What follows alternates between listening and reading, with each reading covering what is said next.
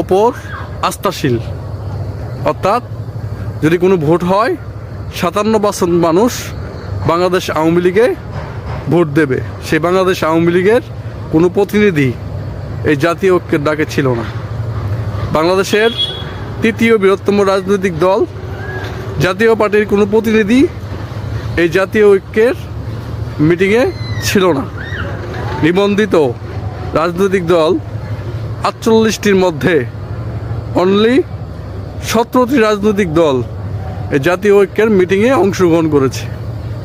31টি রাজনৈতিক দল ডক্টর মোহাম্মদ ইউনূসের জাতীয় ঐক্যের মিটিংয়ে ছিল না।